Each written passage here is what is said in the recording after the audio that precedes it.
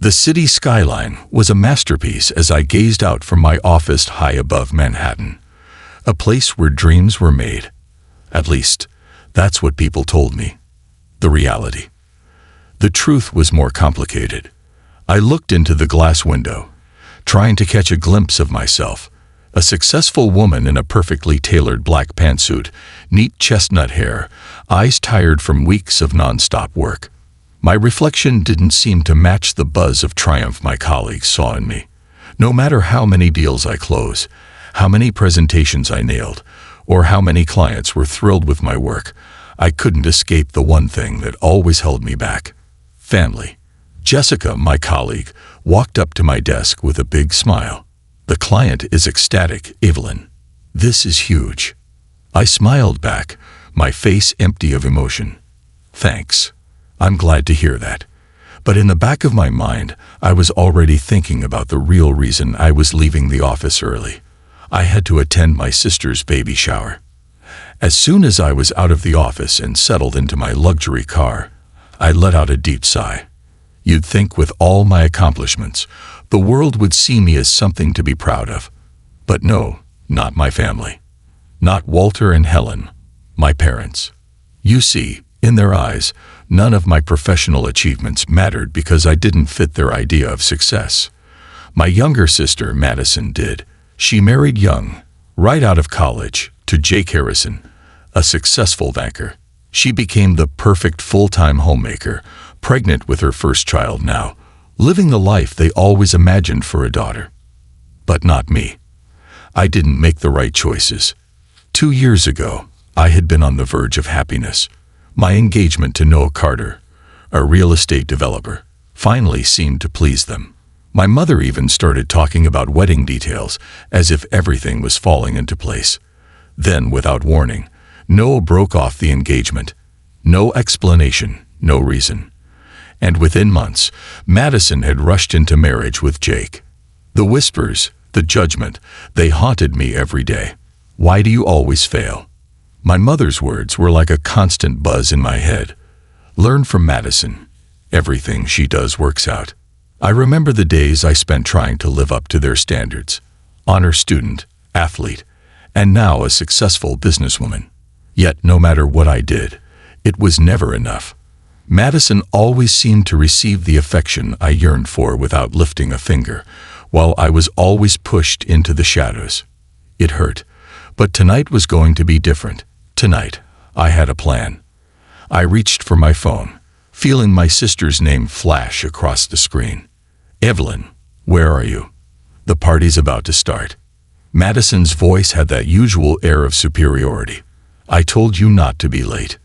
I pulled over on the side of the road, my hands gripping the steering wheel. I wasn't ready to face them. And then, just as I was about to drive away, I saw something I didn't expect. There, at the entrance to a luxury hotel, I saw Madison. She was embracing a man. The man I recognized immediately. Noah, my former fiancé. I froze, watching in disbelief as Noah kissed my sister, his hands gently caressing her pregnant belly. My heart pounded in my chest as the pieces of the puzzle started to fall into place. Noah had broken off our engagement, and now it seemed my sister was carrying the child of the man I once loved. The truth hit me like a freight train. I couldn't believe what I was seeing.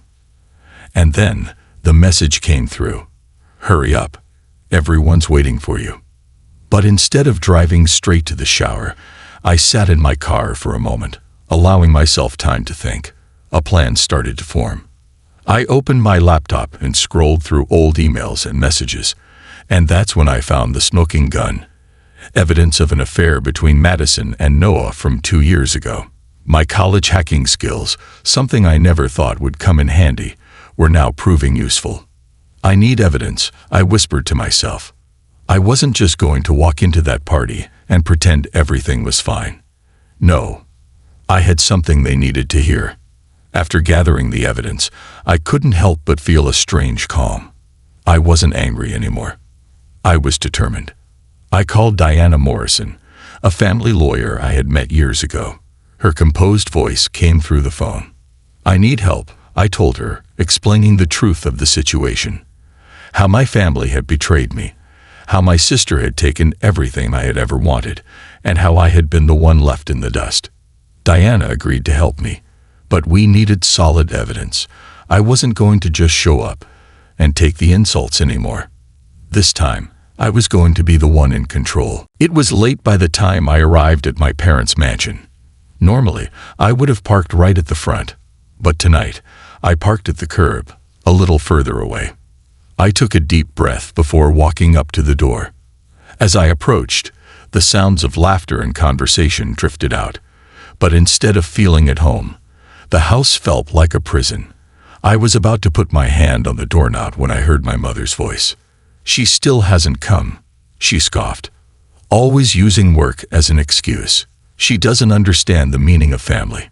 I stood still, my hand on the knob, shaking with the familiar sting of her words. This wasn't the first time. It wasn't even the last time. But tonight, I wasn't just going to stand there and take it. From inside, I heard Madison's voice, her mockery clear as day. "Where's my chronically late sister?" She laughed. "She's probably too absorbed in herself." My mother joined in. "She'll never fit in. She doesn't belong here." That was it. That was the moment. I took my hand off the door, and for the first time in my life, I walked away from their opinions. I didn't walk back to my car with a sense of defeat. No, I felt liberated. I had the evidence now. The emails, the receipts, the photos, all the proof I needed that Madison had been lying and betraying me for years. But this wasn't about revenge. It wasn't about getting even. It was about justice. It was about showing them what happens when you underestimate a person. I called Diana again. "It's time," I said, my voice steady. "Let's make them see the truth." Diana's voice was calm but resolute. "With this evidence, you've got a strong case. They'll never see this coming." I smiled, but it wasn't out of spite. It was out of clarity. I'm not doing this to hurt them. I'm doing it so they can understand the consequences of their actions. In the end, it wasn't about family approval or being validated by people who couldn't see beyond their narrow perspectives. It was about standing up for myself. It was about showing that no one, not even the people closest to you, could define who you are or what you're worth. And when that truth came to light, they would understand. They would finally see what I had known all along, that my value wasn't tied to their opinions or their judgments. To anyone out there who has ever felt less than, pushed aside, or misunderstood, remember this: your worth is not determined by the approval of others. It's easy to get caught up in the expectations of those around you, to feel like you'll never measure up to their standards. But you don't need to. You are enough just as you are. Stand tall, stand firm, and know that you have the power to shape your own future. Sometimes, the greatest revenge is simply living a life that shows them that you were never their definition of success. Let go of what they think and walk your own path. The truth will always come to light, and when it does, it will reveal who you truly are, someone worthy, capable, and unstoppable. This concludes the story. Thank you for watching until the end. I hope you found it enjoyable. If you did, please consider liking the video and sharing it with your friends. Don't forget to subscribe to our channel and activate the notification bell for more captivating stories. Have a great day.